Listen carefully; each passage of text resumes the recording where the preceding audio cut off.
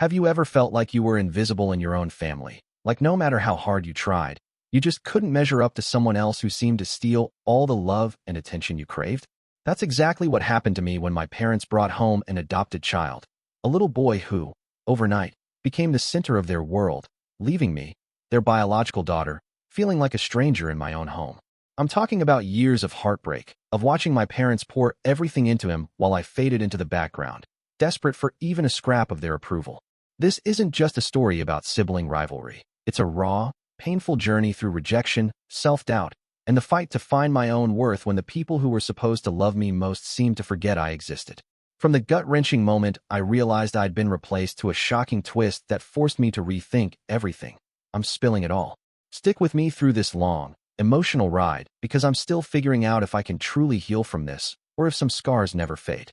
I need your help to decide. How do you rebuild yourself when your family's love feels like a competition you've already lost? Let's dive into the mess of my life and see if we can find some answers together. My name's Riley, and I'm 32 years old, living in the small, coastal town of Astoria, Oregon, where the Pacific Ocean crashes against rugged cliffs and the air always smells of salt and damp pine.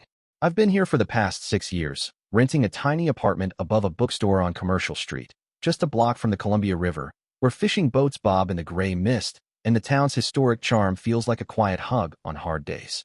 Astoria is a place of moody beauty, with its Victorian houses perched on steep hills and the constant drizzle that mirrors my often cloudy thoughts. But it's also my escape, a refuge I fled to after years of feeling like I didn't belong in my childhood home in Portland, about 2 hours southeast. That's where my family, my parents, my adopted younger brother Ethan, and the ghosts of a life I thought I'd have, still lives, in a tidy craftsman house in the Laurel Hills neighborhood, a place filled with memories of family game nights and holiday dinners that now feel like they happened to someone else. Ethan, who's 25 now, was adopted when I was 10, a bright-eyed kid with a shy smile who my parents seemed to fall in love with instantly, while I was the awkward, quiet girl always trying to prove I was enough, with my messy brown hair and a habit of hiding in books when things got tough. The emotional conflict tearing at me isn't just about being overlooked. It's the deep, aching wound of feeling like I was never enough for my parents, a pain that's festered into resentment, guilt, and a desperate need to understand why I was so easy to push aside. When Ethan came into our lives, I was excited at first. I'd always wanted a sibling, someone to share secrets and adventures with. But it didn't take long to see how my parents shifted their focus entirely to him. Mom, a nurse, and Dad, a high school teacher, were always busy, but they made time for Ethan in ways they never did for me. Extra tutoring for his learning delays, cheering at every little milestone, while my straight A's and art projects barely got a nod. By the time I was a teenager, I felt like a ghost in my own house. They'd miss my school plays to take Ethan to therapy appointments, forget my birthday, but throw him huge parties, and when I tried to talk about it, Mom would sigh and say, "He needs us more, Riley. You're strong, you'll be fine." That word, fine, became a dagger, a reminder that my strength was just an excuse for them to ignore me. I grew up angry, jealous of Ethan for something that wasn't his fault, and hating myself for feeling that way, wondering if I was broken for not being able to just get over it. The betrayal wasn't just in their actions, it was in how they made me feel like my needs, my pain, didn't matter, leaving me to question if I'd ever been loved the way I needed to be. Memories of life before Ethan haunt me on quiet nights when I'm sitting on my apartment's tiny balcony, listening to the distant crash of waves and watching the fog roll over Astoria's hills, the town's old cannery buildings silhouetted against the gray sky. I think back to growing up in Portland, to simpler days when it was just me and my parents, like the time we spent a whole Saturday at the Oregon Zoo, Dad hoisting me on his shoulders to see the giraffes, Mom laughing as I smeared ice cream on my face. I remember cozy evenings in our living room, the smell of Dad's famous spaghetti filling the house as we played board games, my parents' attention all mine, a warmth I took for granted until it vanished. I can still picture my 9th birthday, the last one before Ethan arrived, when they surprised me with a bike I'd begged for, their proud smiles as I wobbled down the street feeling like the luckiest kid alive. Now, walking along Astoria's Riverwalk, the cold wind biting at my cheeks as seagulls cry overhead, I ache for that version of us, wondering if I imagined the love I felt back then or if it just got buried under their need to fix Ethan's struggles, leaving me to fend for myself. The struggle to carve out my own identity after years of feeling invisible was a brutal, lonely climb, one that tested every ounce of my resilience as I tried to build a life in Astoria, far from the family that had unintentionally broken me. When I was 18, still in Portland, I couldn't wait to leave home. I'd graduated high school with decent grades, despite feeling like no one noticed, and took a scholarship to a community college in Eugene, putting a couple of hours between me and that house full of unspoken hurts. I studied graphic design, something I'd always loved, but every call home felt like a punch. Mom's distracted "that's nice" when I shared my achievements, Dad asking about Ethan's latest progress before I could finish a sentence. After college, I bounced around odd jobs in Portland, working as a barista, then a freelance designer, living in a cheap studio near Hawthorne. But the weight of being near them, of seeing Ethan's life celebrated while mine felt like an afterthought, was too much. So, at 26, I moved to Astoria, drawn by its quiet, artsy vibe and a job offer at a small marketing firm. I started over, renting my little place above the bookstore, spending long hours walking the beach at Fort Stevens State Park, the endless ocean a mirror to my unresolved pain, trying to figure out who I was when I wasn't the forgotten kid. The breaking point came about 3 years ago, on a rainy December night in Astoria, when the weight of their neglect and my own buried anger pushed me to a place I didn't think I'd ever go. I'd been trying to build a life here. My design work was steady. I'd made a few friends through a local art co-op, even started dating a sweet guy named Caleb, a fisherman with a gentle laugh. But the ache of my family's rejection never left. That night, I was alone in my apartment, the rain hammering the windows, scrolling through social media when I saw Mom's post. A glowing tribute to Ethan for finishing a community college program, complete with photos of a family celebration I hadn't been invited to. I broke down, tears soaking my hoodie, feeling like I'd been erased, like 32 years of trying to be seen had amounted to nothing. I wanted to call them, scream that I mattered too, but I knew it wouldn't change a thing. Instead, I sat there until the storm passed, staring at the flickering Christmas lights outside, realizing I had to stop waiting for their validation and start finding it in myself. I started therapy a week later, driving to a counselor in Seaside, a small step toward unpacking the hurt, while Astoria's misty streets became my backdrop for slow, painful healing. The unexpected twist came last summer, and it flipped my entire perspective on its head, leaving me reeling with confusion and a strange mix of hope and anger as I sat on a bench near the Astoria column, the panoramic view of the river and ocean barely registering. I'd been keeping my distance from my family, limiting contact to brief holiday texts, focusing on my life in Astoria.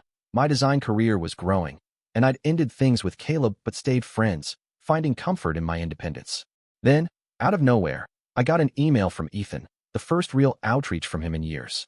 He wrote that he'd been going through old family photos and journals Mom kept, and he'd found entries from when he was first adopted, notes where Mom admitted they'd overcompensated with him, worried he'd feel less than because he wasn't biological, and in doing so, they'd unintentionally neglected me. Ethan said he'd never realized how much I'd been sidelined, that he'd always looked up to me but felt too awkward to bridge the gap, and he was sorry for any role he played in my pain. Reading it, I felt a storm of emotions. Relief that someone saw my hurt, frustration that it took this long, and a deep sadness for the years we'd lost to silence. I sat there, watching tourists climb the column's spiral stairs, wondering if this changed anything or if the distance between us all was too wide to cross. In the months that followed, I tried to process this new reality, building my life in Astoria while wrestling with the unresolved pain of my parents' choices, as the town's moody charm became both a comfort and a reminder of how far I'd drifted from family. My design work was thriving. I landed a contract with a local brewery to redesign their branding, spending late nights at my desk with the window open, the salty breeze mixing with the scent of coffee as I worked. I'd wander through the Astoria Sunday market on weekends, the bustle of vendors and live music a distraction from my thoughts, wondering if I could ever forgive my parents for making me feel so small. Therapy helped. I started journaling my feelings, filling notebooks I kept on a shelf, a quiet way to release the anger I'd carried for so long. But even that couldn't erase the longing for a family that felt whole. Ethan sent a follow-up text a few weeks after his email, asking if I'd meet for coffee if he drove up, but I didn't reply, unsure if I could handle seeing him without dredging up old hurts. Astoria's annual Fisher Poets Gathering, where locals shared stories of the sea, felt symbolic. I wanted to share my own story, but I didn't know if I was ready to rewrite the ending with my family in it. Reflecting on my past with my parents and Ethan became a near-daily ritual as I tried to make sense of where we stood now, especially on long walks along Cannon Beach, the endless shoreline a canvas for my churning memories. I'd think about the time Mom taught me to bake cookies when I was 6, her patient hands guiding mine as we rolled dough in that Portland kitchen, a rare moment of connection before everything changed. I remember Dad reading me bedtime stories, his voice a steady comfort, and how those nights stopped after Ethan arrived, replaced by their focus on his nightmares. I'd recall the small slights, too. My high school graduation, when they showed up late because Ethan had a meltdown, their apologies feeling hollow as I stood alone in my cap and gown. Walking past Haystack Rock, the ocean's roar drowning out the world, I'd wrestle with whether I'd been too quick to pull away, if I should have fought harder for their attention instead of building walls. I thought about the last time I saw them, a tense Christmas 2 years ago, their house still feeling like Ethan's domain, and wondered if they'd ever noticed how much I'd needed them, or if they still thought I was fine on my own. As time passed, bringing Astoria's foggy winters and fleeting sunny days, I built a fragile new normal. Though the unresolved rift with my family lingered like the mist over the Columbia, I couldn't outrun. My career was taking off, more clients, a small online portfolio gaining traction, even a dream of starting my own design studio someday. But I'd come home to my quiet apartment, the silence heavier than the ocean air. I started connecting with more locals, joining art events at the Liberty Theater, their encouragement a balm to old wounds. But even their warmth couldn't replace the family I'd lost. I'd explore hidden spots like the Lewis and Clark National Historical Park on weekends, the quiet trails of space to think, wondering if I'd ever feel at peace with how things ended. I bought a cheap sketchbook, drawing the rugged coastline, cliffs jagged against stormy skies, ships fading into fog, a small act of reclaiming the creativity I'd once shared with no one, but each sketch felt like a question. Was I building this life for me, or to prove I didn't need them? I'd scroll through old family photos on my laptop, me and Ethan at a park, force smiles on both our faces, and feel this pull to respond to his text, to see if he'd changed, but fear of more rejection held me back. The grind of chasing my dreams while carrying this emotional baggage felt like trekking through the dense forests around Saddle Mountain with no peak in sight. Each step forward weighed down by a past I couldn't fully leave behind. I'd spend long nights on design projects, the glow of my laptop casting shadows in my small space, pushing myself to meet deadlines while fighting exhaustion and the nagging doubt that I'd never be enough without family to share it with. I started taking on bigger gigs, redesigning a website for an Astoria hotel, creating flyers for the annual crab, seafood, and wine festival. Each small win a brick in the wall of my new life, but I'd still lie awake, the sound of distant foghorns outside, wondering if my parents ever thought about me, if they regretted the years of distance as much as I resented the pain. I volunteered at a community art program, teaching kids to sketch at a center near the riverfront, hoping to find meaning in giving back, but even that felt like a distraction from the real issue. I'd drive out to a Cola State Park on quiet days, watching the waves crash below, asking myself if healing meant reaching out or if there was a way to move on without reopening old wounds. Astoria had become my refuge, with its quirky festivals and endless sea, but I wasn't sure if I could keep hiding from Portland's ghosts without facing them head-on. The weight of judgment, both my parents' neglect and my own harsh self-criticism, didn't fade easily. Even as I carved out this new path, each memory of their indifference a reminder of how long I'd felt unworthy. I'd run into old Portland acquaintances sometimes, folks visiting Astoria for weekend getaways, their casual, "How's your family?" questions reopening old scars, even if I knew they meant no harm. I started avoiding certain social spots, like a popular diner on Marine Drive, where I'd risk those awkward encounters, opting instead for solitary walks along Young's River Falls, where the rushing water let me breathe without feeling exposed. I'd sit on a rock there, watching the cascade, and wonder if I'd ever shake the label of the kid who wasn't enough, or if my parents' focus on Ethan had stuck for good in their minds. I even considered moving again, maybe to Seattle or San Francisco, somewhere no one knew my story, but the thought of running felt like admitting defeat, like I couldn't build a life strong enough to withstand the past. Astoria had become my home, with its haunting beauty and tight-knit community, and I wanted to believe I could stand my ground here, even if it meant carrying the weight of what I'd left behind. Now, as I sit here in my apartment, the soft glow of a desk lamp illuminating my latest design mock-up, the faint sound of a ship's horn echoing from the river, I'm still wrestling with what to do next. I've built something real in Astoria, my career is growing, I've got a small circle of friends who feel like family, and I've found a kind of peace in the ocean's endless rhythm that I never had in Portland. But knowing the truth from Ethan's email, knowing my parents' choices weren't about me being less, but about their own fears for him, has me questioning if I've been too stubborn, if I should have responded to his outreach and started the slow work of rebuilding before more time slipped away. I hate the thought of them struggling with their own regrets, maybe thinking I've written them off for good, carrying their guilt while I carry mine, but I can't ignore the decades of pain, The way their neglect made me doubt myself in ways I'm still unlearning. I've got a big project coming up, a full branding overhaul for a local nonprofit, a chance to really make my mark.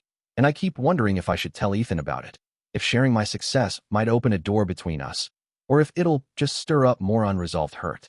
My phone's right here, his text still unanswered in my inbox, but I don't know if I'm ready to reply, to risk being hurt again, or to admit I've missed having a family more than I can put into words.